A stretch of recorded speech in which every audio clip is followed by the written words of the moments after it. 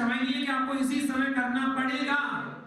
जहां करना पड़ेगा शब्द आ जाता है उसको मैं कहता हूं कि रूढ़िवादी है। जहां आपने करना पड़ेगा कह दिया तो रूढ़िवादी में आ जाएगा। इसलिए जैन समाज रूढ़िवादी में नहीं फंसना चाहिए। हमारे यहाँ आज वर्तमान में क्या हो रहा है, रूढ़िवादियों में फंसते चले जाते हैं। रूढ़िवाद क्या है? जो हमारे पिताजी करते थे वो पिताजी ने किया, पिताजी ने किया तो आपने किया, आपने किया तो आपका बच्चा कर रहा है, आपका बच्चा कर रहा है तो आपको उसका बच्चा भी वही करेगा। ये कहलाता है रूढ़िवाद। हम ऐसे ही करते थे तो ऐसे ही करेंगे, नहीं ये तो रूढ़िवाद में आ जाएगा। आपका तो जब मन करे तब भगवान की भक्ति करने में तत्पर हो जाओ, बस। अंतर इतना होता है अनुष्ठान का पर्व में देव लोग नंदीश्वर दीप जाते हैं और वहां पर भगवान की अर्चना करते हैं। नंदीश्वर दीप जाकर अर्चना करते हैं। आप तो जा नहीं सकते, इसलिए नंदीश्वर दीप यही बना लिया आपने, और नंदीश्वर दीप बना के मांडना बना के आप यहाँ पर भगवान की अर्चना करने को तैयार है, तत्पर है कि हम भगवान की अर्चना करेंगे। महानुभाव, आज आप यहाँ बैठकर नंदीश्वर दीप की कल्पना करके और सिद्धों की अर्चना करने के लिए अष्टांग का पर्व में सिद्ध चक्र महामंडल विधान कर रहे हैं। मैं गारंटी के साथ कह रहा हूँ एक दिन ऐसा अवसर भी आएगा जब साक्षात आप नंदीश्वर दीप जाकर जिनेंद्र भगवान की अर्चना कर पाएंगे। क्योंकि आप मनुष्य पर्याय में वहां नहीं जा सकते, आपको देव पर्याय में जाना पड़ेगा, और कोई पर्याय में जा ही नहीं सकते। ना नारकी में जा सकते हो, ना मनुष्य में जा सकते हो, और त्रिंज का तो पूछो ही मत, त्रिंज तो जा नहीं सकते। तो फिर क्या बचा हो? केवल देव पर्याय। तो देव पर्याय में आप वहां जाके भगवान की अर्चना कर सकते। 52 जिनालय और एक जिनालय में 108 जिनमें और एक जिनमें 500 धनुष का। क्या कल्पना करो, क्या दृश्य होगा, कितनी सुमनों की मूर्ति होगी, वो सुंदर मूर्तियां। केवल कल्पना करोगे, क्या बात है, कितना आनंद होगा। हमारे यहाँ सिद्ध चक्र विधान में आपने देखा होगा पहले दिन कितने अर्घ चढ़ते हैं? 8, दूसरे दिन, तीसरे दिन 8, 16, 32, 64, 128, 256, 512, 1024, ऐसे 8 दिन में आप अर्घ चढ़ाते हैं। आपको पता, मैंने एक चिंतन किया, मैंने सोचा कि ये वैज्ञानिकों ने, इस रिसर्च करने वालों ने, खोज करने वालों ने, आपको पता पेन ड्राइव बनाई गई, पेन ड्राइव, ठीक है। सबसे पहले पेन ड्राइव मानो कितने जीबी बनी थी? 2 जीबी। बस जीव और अजीब को ज्ञान करो, मोक्ष हो जाएगा। फिर उसके बाद 4 जीबी बनी, तो 4 जीबी मतलब जब अनंत चतुष्टय प्राप्त करोगे ना तभी तो 4 जीबी पहुंच जाओगे। और जब 8 जीबी की पेन ड्राइव बनी तो अष्टकर्माओं का 6 करोगे तभी तो सिद्ध बनोगे। उसके बाद पेन ड्राइव कितनी बनी? 16 जीबी की। 15 जीबी की नहीं बनी, 17 जीबी की नहीं बनी, 16 जीबी की बनी। हमारे यहाँ 16 चढ़ाते हैं इसलिए 16 जीबी की बनी। फिर बाद 32 GB, 64 GB, 128 GB, 256 GB, 512 GB, 1 TB. 1 TB मतलब 1024, यही है ना? वही हमारे आर्गों से तो लिए हैं भगवान ने। क्या सोच के उन्होंने लिए होंगे? सोचो ना, कल्पना करो ना, क्या सोच के उन्होंने लिए होंगे? उन्होंने 1024 जीबी की एक हार्ड डिस्क बनाई है, वो हार्ड डिस्क में 1 टीबी बना दिया, 1 टीबी। तो वही तो हमारे यहाँ 1024 हर्ष चढ़ाए गए। आज मोबाइल में, एप्पल के फोन में अगर स्टोर लगाते हैं 256 जीबी का, आपको मोबाइल मिल जाएगा, 128 जीबी का मिलेगा, या 512 जीबी का ही मिल जाएगा। ऐसे ही मिलता ना? हाँ, ज्यादा जानकारी मुझे मिलती रहती है। तो आप सोचिए, हमारे यहाँ नई जनरेशन के हिसाब से कुछ नया जोड़ने की कोशिश करिए आप, कि हम उन बच्चों को अपनी नई जनरेशन, नई कल्चर के हिसाब से अपने धर्म को जोड़ें कि हम धर्म क्या करते हैं। रूढ़िवादी में मत फंसे। आज हमारा धर्म रूढ़िवादी में चलता है। हमारे दादाजी बुजुर्ग लोग जो होते ना, जितने ही बुजुर्ग थे, बुजुर्ग लोग जितने हैं, बुरा मत मानना, और बुरा मानोगे तो मेरा क्या, मैं तो कल चला जाऊंगा। मैं तो जहाँ नहीं जाना है मुझे, तो आप लोगों को भी तब भी नहीं रुकूंगा, क्योंकि हमारा आगे कार्यक्रम फिक्स है। जितने बुजुर्ग लोग होते हैं ये रूढ़िवादी बना देते हैं, अपने नियम बना देते हैं, ऐसा ही करना है। बस यही कारण है कि हमारा धर्म बिछड़ जाता है। आज हमारी युवा जनरेशन बोलती है मंदिर किस लिए जाए, क्या करें मंदिर? अगर मंदिर जाते हैं भगवान का अभिषेक करने के लिए, अगर भूल चूक हमारे भी गलती हो गई, अब देखो हमारे आंटी जी को देखो, उन्होंने घंटा बजाया, ये भी रूढ़िवादी है। इसमें कॉमन से विवेक होना चाहिए। जब मुनिराज के प्रवचन चल रहे थे, प्रवचन चलते समय मुनिराज के मुख से बाणी निकल रही, उस समय शांत परिणामों से बिल्कुल हाथ जोड़कर अनुमोदना कर लेना चाहिए, हमने घंटा बजा दिया। बजाने की जरूरत नहीं है। अगर आपने बजाया तो इतने लोगों का ध्यान आकर्षित कर लिया आपने अपनी ओर, इतने लोगों का ध्यान भंग कर दिया, आपको सोचो दर्शनावली करके बंद हो जाएगा। जो एकाग्रता से आप ज्ञान की बात सुन रहे थे, उसमें सबको विघ्न बाधा कर दिया। अगर आपका मोबाइल बच गया ना, तो आपने इतने लोगों के बीच का ध्यान आकर्षित अपनी ओर कर लिया और उनका ध्यान भंग कराने का दोष आपको लगेगा। इसलिए मोबाइल की घंटी नहीं बजना चाहिए, बिल्कुल साइलेंट होना चाहिए मोबाइल। आप समझिए कि हम क्या समझाना चाहते हैं आपको। रूढ़िवादी, अगर हमारे बुजुर्ग कहते हैं ऐसा ही करना है, ऐसा ही करना है, क्यों ऐसा क्यों करना, अगर उनको समझाओ ना कि क्या हम करने वाले। एक नया व्यक्ति युवा कन्वेंशन का बच्चा आया, भगवान का अभिषेक करना चाहता था कि भगवान का अभिषेक करेंगे, और उसने जल्दी धोती पट्टा पहन के आ गया और उसने कलश उठा लिया। अब कलश उठा लिया तो हमारे दादाजी वहां क्या बोलेंगे, फिर तुझे कलश करना आता नहीं, अभिषेक करना आता नहीं, यहाँ पर आ जाते बताओ तुमने कलश छू लिया, अशुद्ध कर दिया तुमने। वो बच्चा कहेगा कल से मैं आने नहीं है। जब देखो ऐसे चिल्लाते रहते हैं, बोले क्या फायदा अभिषेक करने का, मैं कल से आने नहीं है। उस समय क्या करना था, देखिए मैं आपको तरीका बता रहा हूँ क्या करना चाहिए उस समय। उस समय दादाजी को कहना चाहिए था, बेटा ये वाला कलश रख दो, इस वाले कलश से नहीं, इस वाले कलश से अभिषेक करना है। एक काम करना, पहले हाथ धो लो, भले ही उस कलश से अभिषेक करना था, उस कलश से पानी भरा गया तब भी उससे बोल दो कि ना इस कलश से नहीं करना था, इस कलश से करना है, ये वाला कलश छोड़ दो, इस वाले कलश से पहले हाथ धो लो, उसके हाथ धुला दो, उसके बाद दूसरा कलश पकड़वा दो, बोले हाँ आप करो अभिषेक। और अभिषेक कराने के बाद अभिषेक हो जाए तब अकेले में ले जाओ उसको, अकेले ले जाके कहना बेटा इस कलश से अभिषेक, तब कलश से अभिषेक करते हैं, पहले पर धोती पट्टा पहन के आते हैं तो पहले हाथों को प्रक्षालन करते हैं, उसके बाद कलश लेते। अच्छा अंकल जी हमें बताने का, हम कल से ध्यान रखेंगे। बस सिंपल सी बात, सीख गया वो, हमेशा के लिए उसको याद रहेगा कि ऐसे नहीं, पहले हाथ धोना होता फिर कलश को उठाना होता है। आपके अंदर भी ईगो है ना, उस बच्चे के अंदर भी ईगो है, ईगो हट मत करो किसी का। अगर चार आदमी के सामने बोलोगे ना, ईगो हट हो जाएगा, उसको अंदर से कसाहट हट जाएगी आपके प्रति, वो आपके प्रति हमेशा विचार खराब रखेगा। इसलिए ईगो हट नहीं करना सीखोगे। उसको समझाने का तरीका होता है, उसको समझाओ, समझाओगे तो समझ में आ जाएगा, और नहीं आए समझ में तो भाई कोई बात नहीं। कुछ लोग ऐसे होते हैं जिनको समझ में आता नहीं है, समझाओ तो। और ऐसे एक बार मैंने दिल्ली में हुआ मेरे साथ, मैं दिल्ली में चतुर्मास कर रहा था, उस समय एक बच्चा आया अभिषेक करने, तो उसने अभिषेक के लिए कलश उठाया, और कलश उठा के एक हाथ यहाँ लगाया, इधर टोनी में लगाया, और भगवान का अभिषेक करते हुए ऐसे करा, डमरू बजाते ना, ऐसे डमरू बजाती भगवान के ऊपर ऐसे। तो मैंने उससे बोला अपने बेटा इधर आओ, तुम्हारे पास कितने हाथ हैं? बोले दो। तो दोनों हाथ से अभिषेक क्यों नहीं किया? जिसका एक हाथ होता है वो एक हाथ से अभिषेक कर ही नहीं सकता, जब दोनों हाथ होना चाहिए तभी अभिषेक कर पाओगे, सर्वांग होना चाहिए, बिना सर्वांग हुए आप अभिषेक नहीं कर सकते। एक उंगली भी अगर नहीं है तो अभिषेक नहीं कर सकते, आपको पूरे दोनों हाथ चाहिए और 10 उंगली चाहिए, तो उसी प्रकार आप भगवान का अभिषेक कर सकते हैं, नियम है।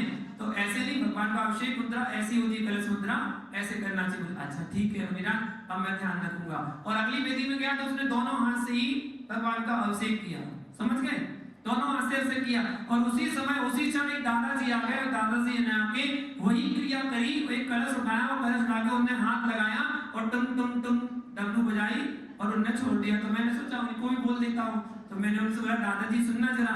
दादाजी आए, मैंने दादाजी आपने अभिषेक किया, अभिषेक के लिए एक हाथ से अभिषेक नहीं करते हैं, अभिषेक तो दोनों हाथ से करते हैं। दादाजी का जवाब सुनोगे तो आप भी कहोगे क्या दादाजी थे। दादाजी ने मालूम मुझसे क्या बोला, बोले मुनिराज जितनी आपकी उम्र है उतने साल से हम अभिषेक कर रहे हैं।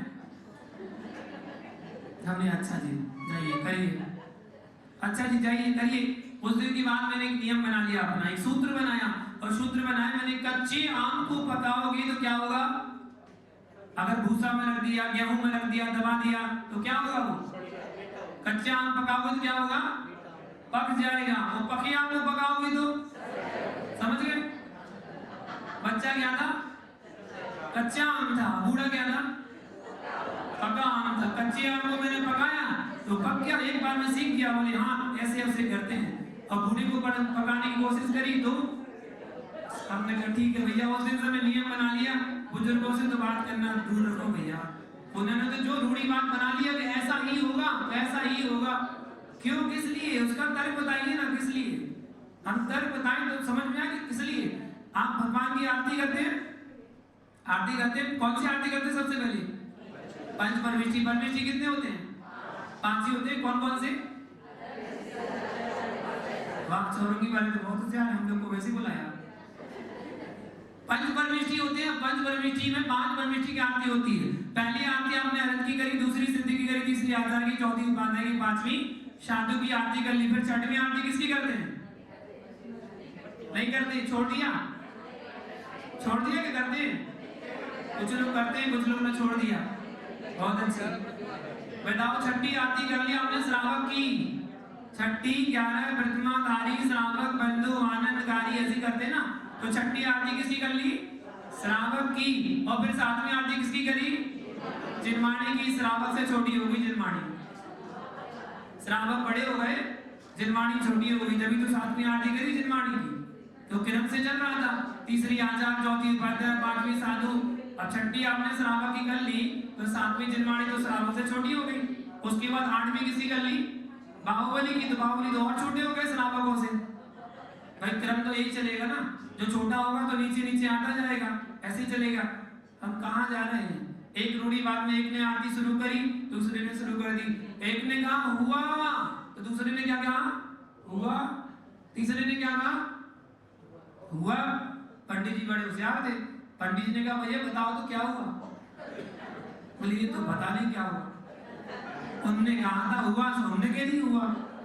हुआ हुआ में चल रहा है, रूढ़िवाद मत करो, समझो ना किस लिए कर रहे हैं। जब हम 5 परमेष्ठी की आरती कर रहे हैं, 5 परमेष्ठी हो गए हैं, तो छठी आरती किसके लिए? 7वीं आरती किसके लिए? एक श्रावक दूसरे श्रावक की आरती कर रहा है। आप भी श्रावक, एक श्रावक दूसरे श्रावक की आरती कर रहा है। किसके सामने? 3 लोग के नाथ के सामने। जो 3 लोग के नाथ हैं उनके सामने आप श्रावक की आरती कर रहे हैं। कहां कहां क्या क्या हम रूढ़िवाद में फंसते चले जाते हैं और अपना विवेक भी लगाते हैं कि हमें करना क्या है, करना क्या चाहिए, इसके बारे में समझने की कोशिश नहीं करते। बस एक ने काम कर लो तो करना शुरू कर दिया। आज वर्तमान में आप हर साधु को मालूम क्या बोलते हैं? महाराज। क्या बोलते हैं? महाराज। यहाँ पहली बार आया इसलिए मैं बता रहा हूँ आपको। महाराज क्या बोलते हैं? शुल्लक को क्या बोलते हैं? महाराज। हेलक को क्या बोलते हैं? महाराज। मुनिराज को महाराज। उपाध्याय को, आचार्य को महाराज। और दशरथ कौन है? बनवासी में। बनवासी में दशरथ है, वो खाना बनाता है। उसको क्या कहते हैं? दशरथ महाराज। हमारे यहाँ बनवासी में 4 महीने भोजन की व्यवस्था रही। मानो कौन बनाता था? चंपा महाराज। हाँ, चंपा महाराज खाना। आपके यहाँ भी जो महाराज खाना बनाता होगा ना, वो कौन है? महाराज। बताओ, खाना बनाता है महाराज, और यहाँ परमेष्ठी के लिए बोल रहे हैं महाराज। कमाल है। हिंदू के कोई साधु होते हैं, उनको भी कहते हैं महाराज। कोई राजा होता है, उसको भी कहते हैं महाराज। अगर आप बहुत अच्छे, एक बार ब्राह्मण कुल में कोई जन्म लेता है तो उसको भी कहते हैं महाराज। ब्राह्मण कुल में कोई जन्म लेता है उसको भी कहते हैं महाराज। आप देखिए राजस्थान, कर्नाटक, महाराष्ट्र, यहाँ की परंपरा चली आ रही है। यहाँ जितने भी खाना बनाने वाले हलवाई होते हैं उनको कहते हैं महाराज। श्वेतांबर साधु को कहते हैं महाराज, श्वेतांबर साध्वी को कहते हैं महाराज। एक शब्द चल रहा है महाराज महाराज महाराज। हमारे यहाँ आगम में देखिए, बहुत अच्छी आगम की बात बता रहा हूँ। कहीं आगम में किसी भी जगह महाराज का उल्लेख ही नहीं है। किसी भी साधु के नाम में महाराज का उल्लेख नहीं है। आपने कभी पढ़ा कुंदकुंद महाराज, अमरचंद महाराज, जिनसेन महाराज? कभी पढ़ा? नहीं पढ़ा, पढ़ा ही नहीं होगा कभी, क्योंकि हमारे यहाँ महाराज शब्द है ही नहीं है। आप तीसरे काल की बात करें, आदिनाथ भगवान ने जब दीक्षा ली तो दीक्षा के पूर्व थे वो आदिनाथ महाराज, ऋषभदेव महाराज। जब दीक्षा के पहले और दीक्षा के बाद जैसी दीक्षा ली तो मालूम क्या बन गए? वो महामुनिराज। क्या बन गए? महाराज नहीं, महामुनिराज। भरत ने दीक्षा ली तो भरत मुनिराज, बाहुबली दीक्षा ली तो बाहुबली मुनिराज। सबसे पहले मोक्ष जाने वाले कौन हुए? अनंतवीर मुनिराज। महाराज नहीं, अनंतवीर मुनिराज। भगवान का समोषण लगा, समोषण में कौन बैठे? अब्धिज्ञानी मुनिराज, मनोबलज्ञानी मुनिराज, केवलज्ञानी मुनिराज, चार रिद्धिदानी मुनिराज बैठे। और पूरे चतुर्थ काल में जितने भी साधु हुए उन सबके नाम में मुनिराज शब्द जोड़ा गया। और जब पंचम काल शुरू हुआ तो पंचम काल में देख लो जितने भी साधु हुए सबके नाम में महाराज। और विष्णु कुमार कौन थे? मुनिराज। अकम्बराचार्य कौन थे? मुनिराज। बताइए ना, अभिनंदन आदि कौन थे? 500 मुनिराज ऐसे ही थे ना। गज कुमार कौन थे? सुकुमार कौन थे? यशोधर कौन थे? मुनिराज। बादीराज कौन थे? मुनिराज। सब मुनिराज थे। अच्छा बताइए, 2.5 दीप में 3 कम नौकर कौन होते हैं? महाराज तो नहीं होते। अच्छा हमारे बोलते हैं उदक चंदन तंदुल बुसुके चरुसुदी बुसुदु पलड़गे धवल मंगल गान रमा बोले जिनगरे क्या बोले महाराज तो नहीं बोला क्योंकि महाराज शब्द हमारा ही नहीं है। चतुर्वेद संघ में क्या है मुनि आर्यका श्रावक श्राविका ऐसे ही है ना, ये तो नहीं है महाराज माताजी श्रावक श्राविका नहीं है। आप चतुर्वेद संघ में मुनियों का संघ होता है जिसको कहते हैं ऋषि मुनि यति अनगार, ये चतुर्वेद संघ कहलाता है। वर शब्द उत्कृष्टता का सूचक है। ऋषि में वर जोड़ो क्या बन गया ऋषि वर, मुनि में जोड़ो यति में जोड़ो, ये हमारे शब्द है दिगंबर जय नामना के शब्द। हे ऋषिवर हे मुनिवर हे यतिवर, इन शब्दों का प्रयोग हमारे होता है ना कि महाराज।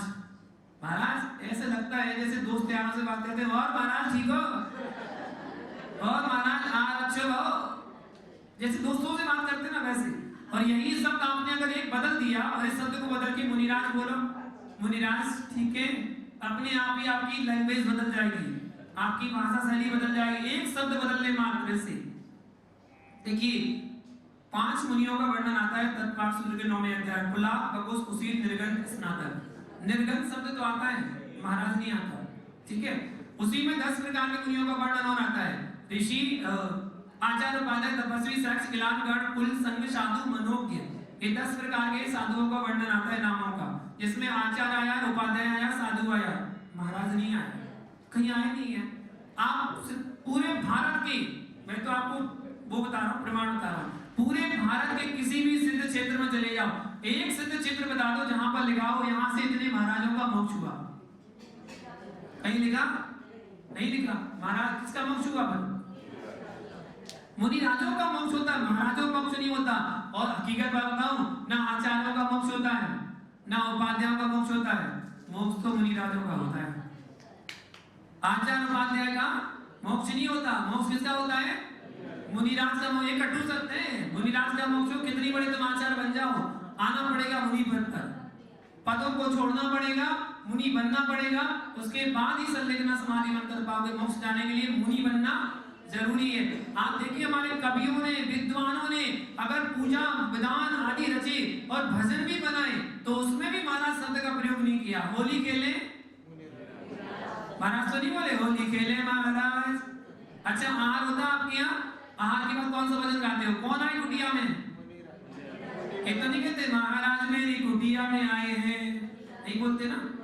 ऐसे मुनिवर देखे वन में जाके राग देश नहीं तन में, क्या देखे वन में मुनिवर देखे, महाराज नहीं देखे। महाराज शब्द हमारी दिगंबर जैन नाम है, कहीं भी किसी भी ग्रंथ में, चाहे आप आदि पुराण पढ़ना, पद्म पुराण, हरिवंश पुराण, उत्तर पुराण, सनक चरित, प्रथम चरित, कोई से भी पुराण कोई से भी चरित पढ़ लेना, साधु के नाम में महाराज शब्द का उल्लेख नहीं है, राजाओं के नाम में महाराज शब्द का उल्लेख है। इसलिए हमारे साधु महाराज नहीं होते हैं, हलवाई नहीं होते हैं, हमारे साधु पंच परविष्टि में आते हैं। हमारे साथ घटना घटी है ऐसी, इसलिए बता रहा हूं मैं। राजस्थान में था, मैं एक जगह मैं कमरे से बाहर निकला, उसी समय शाम का कुछ प्रोग्राम था, तो एक हलवाई खाना बना रहा था, तो उसी समय मंदिर का मंत्री आया, तो मंत्री कहता है, और मैं लघु सुनने के लिए कमरे से निकला, तो मंत्री कहता ओ महाराज सुन जरा, तो मैंने पलट के देखा, मैंने कि भाई किसकी हिम्मत आ गई ऐसे बोलने की। मैंने पलट के देखा, अरे बोले नहीं नहीं नहीं महाराज आपसे नहीं कह रहे, हम तो हलवाई से कह रहे हैं। ऐसी घटना हुई, तब समझ में आया कि भैया क्या चल रहा है। एक हलवाई को भी महाराज, परमेष्ठी को भी महाराज, परमेष्ठी हमारे आराध्य भगवान है। जिन धबला ग्रंथ में कहा है पंच परमेष्ठी को, एक आचार्य उपाध्याय साधु को, एक देश जिन कहा गया है, जिनेंद्र भगवान के लघुनंदन है, पंच परमेष्ठी में आते हैं। इसलिए तो आप लोग बोलते हैं पंच परमेष्ठी भगवान की जय, बोलते कि नहीं। एक तरफ तो कह रहे भगवान है, आचार्य उपाध्याय साधु भगवान है, और दूसरी तरफ महाराज महाराज, बस महाराज शब्दों को बदल दो तो अच्छा है, अच्छा है अपने शब्दों को प्रयोग करें। अगर हमारे यहाँ शब्द नहीं हो तो हम दूसरे का ले तो समझ में आता है, हमारे पास तो शब्दों का भंडार है। हे ऋषिवर, हे मुनिवर, हे यतिवर, आचार्य को नमोस्तु बोले तो बोले आचार्य श्री नमोस्तु, उपाध्याय को नमोस्तु बोले तो उपाध्याय श्री नमोस्तु, मुनि को नमोस्तु बोले तो मुनि श्री नमोस्तु। इतने सुंदर तो शब्द है हमारे आचार्य उपाध्याय साधु, इनको छोड़ के महाराज महाराज नमोस्तु, महाराज नमोस्तु, महाराज नमोस्तु। अच्छे शब्दों का प्रयोग करें। और रूढ़िवादी मत बसे बोले हम तो बचपन से सुनते आ रहे हैं। ठीक है, बचपन सुनते आ रहे हैं। मैं आपको एक बात बता रहा हूँ, पंचम काल के 1900 साल के इतिहास में किसी भी साधु के नाम में महाराज संत का उल्लेख नहीं किया गया। ये अभी की जो 100-150 साल की परंपरा है, तब से ये परंपरा शुरू हुई। जब वैष्णव धर्म के जो साधु बनते थे उनको महाराज कहना शुरू हुआ, तो जब हमारे साधु जंगलों में रहते थे, जंगल से जब शहरों में आए तो लोगों ने कहते देखो जैनियों के महाराज आ गए। तो बस वो महाराज शब्द वहां तब जुड़ गया और तब से वो प्रचलन में आ गया और चलने लगा। ऐसे ही हमारे भगवानों को शुरू कर दिया लोगों ने। एक अच्छे खासे हमारे भगवान कितने सुंदर लग रहे, देखो मनों को लग रहे कितने सुंदर भगवान है। इनको कह रहे बाबा, इनको क्या बोलने लगे बाबा। बाबा मानो कौन होता है जिनकी दाढ़ी मूछ बढ़ जाती है, वो होते हैं बाबा। जो नाक पोत लेते ना शरीर में उनको कहते हैं बाबा। जो कटोरा लेके घूमते ना उनको कहते हैं बाबा। आप देखिए सड़क पर, रोड पर, चौराहे पर अगर एक बूढ़ा व्यक्ति भीख मांग रहा है और आपसे भीख मांगने आएगा तो मालूम क्या बोलेगा? देखो अगर वो हिंदू होगा तो मालूम क्या बोलेगा? भगवान के नाम पे दे दे बाबा, ऐसे बोलेगा ना। मुस्लिम होगा तो बोल के दिखाओ ना थोड़ा, ठीक है ना। जब बोला तो आपके लिए उसने बोला बाबा, और आप उससे क्या बोलते हैं? चलो बाबा आगे जाओ। उसने आपको बाबा बोला, आपने उसको बाबा बोला, अब तुम बाबा कि वो बाबा कि ये बाबा। एक तरफ कह रहे दहरे वाले बाबा, चाननपुर वाले बाबा, चंदापुर को बाबा बनाया तो दहरे वाले बाबा, महावीर को बाबा बनाया तो चाननपुर वाले बाबा, पारसनाथ को बाबा बनाया तो अहिचिंद्र वाले बाबा। ऐसे बोला ना। तो महावीर भी बाबा हो गए और कुंडलपुर बोला तो आदिनाथ वाले बाबा, कुंडलपुर बाबा, आदिनाथ भी बाबा बन गए, चंदापुर भी बाबा बन गए, पारसनाथ भी बाबा बन गए। अच्छा आपके अगर पोता हो जाए तो आप क्या बन गए? आपका पोता हो गया ना, क्या बोलता वो? बाबा। ऐसे ही बोलता ना। अगर आपके पापा के पापा 2 भैया हुए तो, आपके पापा के बाद 2 भैया हुए तो एक बड़े बाबा एक छोटे बाबा। कमाल है। आदिनाथ भगवान को बड़े बाबा, आचार्य सिंह को छोटे बाबा। क्या बना रखा है भैया। और देखिए इतने सारे। राम रहीम कौन था? बाबा। रामपाल कौन था? रामदेव कौन है? वही बाबा। तो एक चिलम वाले बाबा, एक अघोरी बाबा, सब बाबा। वो भी बाबा, वो भी बाबा। हमारे भगवान के कितने नाम होते हैं? 1008 नाम। बताओ कौन सा नाम बाबा है? 1008 नामों में लिस्ट में देखना कौन से नंबर का बाबा नाम है? कोई है? कोई नहीं है। जब हमारे भगवान का नाम है ही नहीं है बाबा, तो हम क्यों बाबा बोले? इतने सुंदर सुंदर नाम है, त्रिलोकीनाथ, हे जिननाथ, हे जिनेंद्र भगवान, हे सर्वज्ञ प्रभु, हे वीतरागी प्रभु। इतने सुंदर सुंदर नाम अपने भगवानों को छोड़ के एक 2 शब्दों का पकड़ लिया बाबा। एक सब्जी बेचने वाला बूढ़ा व्यक्ति होगा तो उससे क्या बोलेंगे? बाबा सब्जी देना। उससे ये थोड़ी कि बुड्ढे सब्जी देना, उसको भी हम कहते हैं बाबा। जितने हमारे बुजुर्ग लोग बैठे ना, इनसे हम लोग कहते हैं बाबा। ये भी हमारे बाबा बैठे हैं, सब बाबा है। इसलिए भैया रूढ़िवादियों में ना फंस के जिन धर्म को समझे, जाने हम कर क्या रहे हैं। ये मत करें जैसे आप लोग 2 दिन का विधान कर रहे हैं, मुझे कोई बुराई नहीं है, बहुत अच्छा है। 8 दिन का टाइम नहीं है ना, 2 दिन का टाइम है ना, करो 2 दिन में करो। किसने मना किया कि नहीं कर सकते आप? अब रूढ़िवाद बोले नहीं तो वो 8 ही दिन में होगा, तो 8 ही दिन में कर सकते हैं। नहीं, जरूरी थोड़ी है। आप 2 दिन में भगवान की अर्चना कर रहे हैं, कर लो। 2 दिन का समय है ना, कर तो रहे, खाली तो नहीं बैठे। कुछ नहीं से कुछ तो अच्छा है, कर तो रहे। 2-3 घंटे आप समय निकाल के भगवान का नाम ही तो ले रहे, पाप तो कर नहीं रहे, अच्छा काम कर रहे। करिए। आप लोगों ने बहुत अच्छा विधान रचा है और आचार्य उपाध्याय साधु 3 परमेश्वरी का आपको सानिध्य मिल गया, ये आपका सौभाग्य है। और सभी लोग बड़े भक्ति भाव से अर्चना करें। हमारा चौरंगी मंदिर छूट गया था, बाकी हमने कलकत्ता के सारे मंदिरों के दर्शन कर लिए। चौरंगी मंदिर हमारा जब से कलकत्ता में प्रवेश किया तब से मन में है कि चौरंगी मंदिर दर्शन करना है। आज जाके मनोकामना पूरी हुई हमारी। आज जाके दर्शन हुए चौरंगी मंदिर के, यहाँ चौरंगी कोई मंदिर है। और बस इसीलिए मैं रुका हुआ था। आप सोचिए केवल चौरंगी मंदिर के लिए मुझे 18 किलोमीटर और एक्स्ट्रा चलना पड़ा, वरना मैं बेलगछिया से सीधा माली जा सकता था। लेकिन चौरंगी मंदिर के लिए वहां से चौरंगी आया, अब चौरंगी से डफसन जाऊंगा, डफसन से फिर माली जाऊंगा। तो तो 27 किलोमीटर मैं पाली पहुंचूंगा और वहां से 9 किलोमीटर पाली पहुंच जाता। केवल चौरंगी में पारसनाथ तो वहां भी भगवान के दर्शन करने की भावना थी, यहाँ पर दर्शन हुए और बड़ा आनंद के साथ आज का दिन आपको प्रवास हमारा मिल गया। और कल सुबह प्रातः काल मुझे बिहार करना ही है, जाना ही है। तो आप सब लोगों ने भक्ति रची है और भगवान की भक्ति कर रहे हैं। निश्चित आपकी भक्ति आपके लिए शक्ति प्रदान करे। जब आपके अंदर शक्ति आएगी तो दिमाग में युक्ति भी आएगी, और जब युक्ति आएगी तो एक ना एक दिन आपको मुक्ति भी जरूर मिलेगी। अगर मुक्ति पाना है तो पहले क्या करना पड़ेगा? भक्ति। आप भक्ति करिएगा और मुक्ति पाइएगा। इसी मंगल भावना के साथ जय बोलो पारसनाथ भगवान की।